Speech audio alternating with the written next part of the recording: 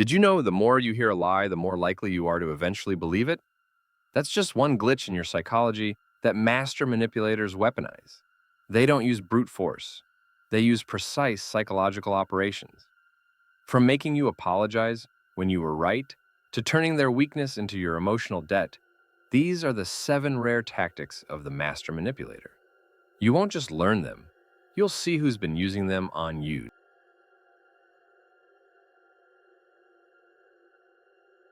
Number 1. Conversational ownership, the silent redirection. The essence of the first tactic, conversational ownership, is the complete seizure of the narrative flow without ever engaging in a direct argument. The manipulator doesn't need to win the debate. They simply need to control the subject matter. When you confront them, when you ask a direct, pointed question demanding accountability, they don't deny or lie. They employ a perfect pivot. They will offer a minimal, often brief acknowledgement of your question, just enough to appear responsive, and then instantaneously redirect the topic back onto you, usually targeting a perceived flaw, an insecurity, or a previous pattern of behavior that puts you immediately on the defensive. Consider this classic exchange. You press them, "Why exactly were you hours late yesterday, and why didn't you even bother to call?" The expected response is an excuse or an apology. Instead, they might sigh, shrug off your inquiry with a dismissive, "I said sorry, didn't I?" But honestly, why is it that you always jump to the worst possible conclusion about me? It's exhausting how negative you always are. Notice the switch. The conversation is no longer about their failure to be present or their lack of communication. It has been deftly transitioned into an examination of your character, your attitude, and your intrinsic flaws. You're suddenly scrambling, desperately trying to defend your emotional reaction or your inherent trust issues, while the original transgression fades into irrelevance. They didn't have to lie, they didn't have to yell. They simply ensured that you are now the one in the dock, defending yourself while they stand in the position of the calm, misunderstood victim. This is the masterstroke of conversational ownership. They don't seek to answer your questions. They seek to replace them with questions about you. They have seized control of the entire narrative, leaving you explaining yourself in the labyrinth they constructed. Number 2. Strategic vulnerability, the Trojan horse of emotion. The second tactic, strategic vulnerability, is perhaps the most deceptive because it is cloaked in the guise of genuine human connection and emotional intimacy. This move is not about weakness. It is about calculated leverage. The manipulator will choose a specific moment, a moment when you are pressing them, a moment when they need to disarm you, or a moment when they need to extract maximum empathy, to reveal a deep, painful, or seemingly private vulnerability. This could be a story from a difficult childhood, a confession of current emotional struggle, or a momentary display of profound sadness, perhaps even a well-timed tear or a genuine tremor in their voice. The psychological impact on the target is immediate and powerful. Your defenses crumble. Your internal monologue shifts from skepticism to compassion. You think, "They are truly hurting. Maybe I should ease up. Maybe I should forgive this transgression because they are clearly fragile." The target mistakenly interprets this calculated display as genuine openness, a sign of trust, and a desire for authentic connection. But the truth is far more sinister. That revealed hurt or weakness was not an invitation for connection. It was a psychological transaction designed to purchase immediate control over the situation. It buys them forbearance, forgiveness, and freedom from scrutiny. They have created an emotional debt, and they are now leveraged to manipulate or guilt you into compliance. The strategic reveal was a Trojan horse, designed not for sharing, but for conquering your protective boundaries. The vulnerability is a tool, not a truth. Number 3. Reverse anchoring, the illusion of compromise. The third tactic, reverse anchoring, is a classic negotiation technique weaponized for manipulation, designed to make you enthusiastically accept a proposal you would have otherwise rejected outright. It operates entirely on the principle of relative comparison and the human desire for perceived fairness. The process begins with the manipulator setting a ridiculously extreme, outrageous, or unacceptable anchor. This might be an absurdly unfair demand, a brazen accusation, or a request that is so over the top you must instinctively say no. This initial extreme rejection is not a failure and is the essential first step of the setup. Once your firm rejection is registered, the manipulator strategically retreats. They appear to compromise, softening their stance and offering a second request that is far more reasonable, far less demanding than the first. Crucially, the second offer, which was their actual desired goal all along, now feels not merely acceptable, but genuinely like a victory for you. You feel relieved, perhaps even a little proud that you stood your ground and managed to negotiate them down. The cognitive bias at play convinces you that you won the interaction or secured a fair deal, because it looks so much better than the initial absurd demand. However, you didn't win the negotiation. You simply agreed to the manipulator's pre-planned outcome. You were subtly guided into the negotiation precisely at the halfway point, thinking you arrived at the conclusion. It's a masterful way to make the target complicit in their own exploitation, leaving them feeling satisfied when they should feel strategically exploited. Number 4, intentional misinterpretation, forcing the defense. The fourth tactic relies on linguistic precision and the psychological need for clarity. Intentional misinterpretation is a deliberate act of twisting your words, not because they misunderstand, but because the misunderstanding gives them power. The moment you articulate a boundary, an opinion, or a need, they intentionally distort its meaning into the most emotionally painful, damaging, or accusatory interpretation possible.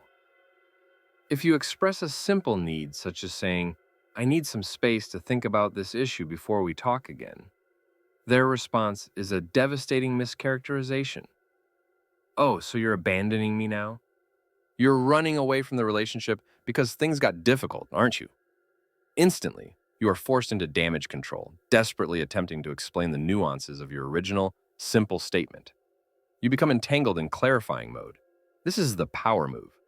While you are busy defending your intentions, clarifying your sincerity, and correcting their deliberate error, they have gained control.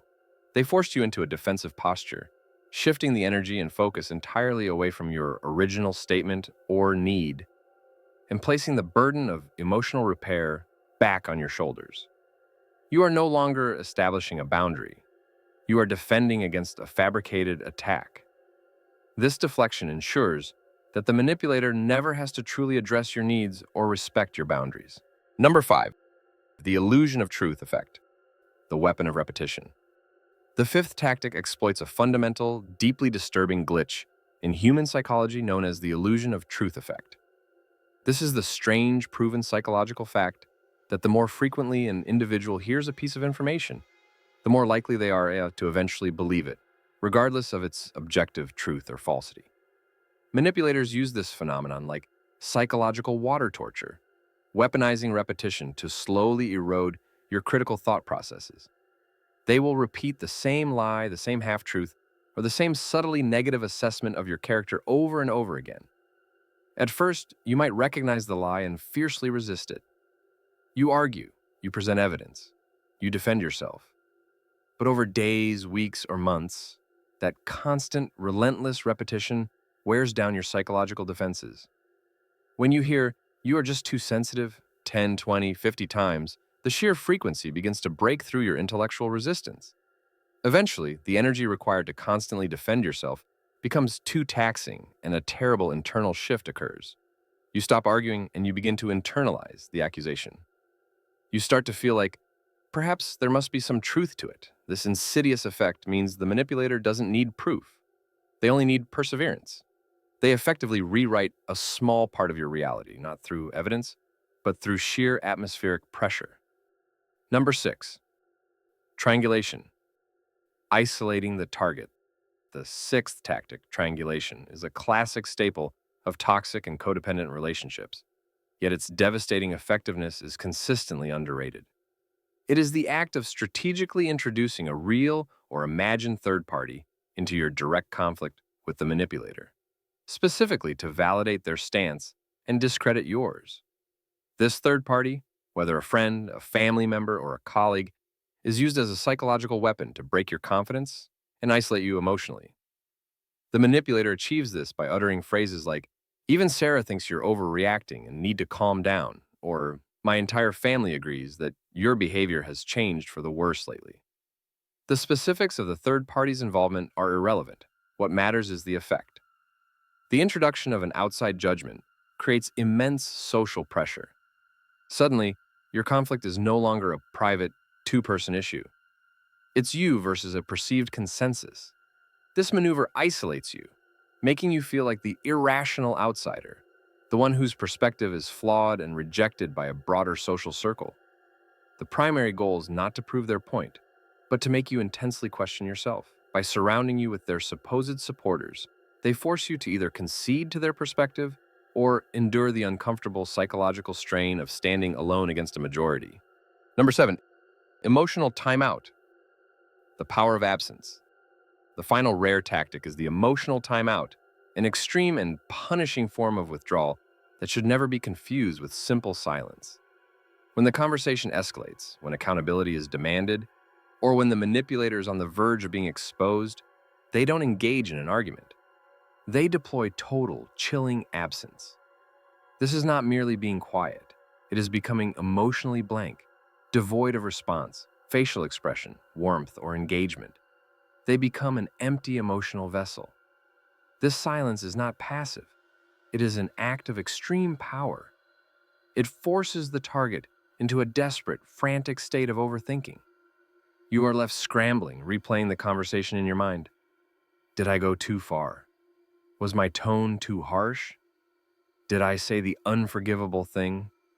Your anxiety spirals because the silence is so heavy, so profound, and so absolutely unbearable. The target often rushes to apologize, to break the awful stillness, and to restore emotional connection, even if they were the one in the right. The manipulator wins not because they articulated a superior argument, but because they understood that the target's need for resolution and emotional equilibrium is stronger than their need to be right. They force you to argue with yourself, to assign blame internally, and ultimately to yield the conversational ground without a single word being exchanged. They weaponize your discomfort and your fear of abandonment. These 7 tactics represent the subtle whispers of control, the hidden language of the master manipulator. They don't rely on brute force, but on sophisticated psychological manipulation. Now that these patterns have been exposed, they can no longer successfully hide in the plain sight of everyday interaction. Your awareness is the shield. The moment you recognize the game they're playing, Wasn't you being refuse controlled to at play all. by their rules.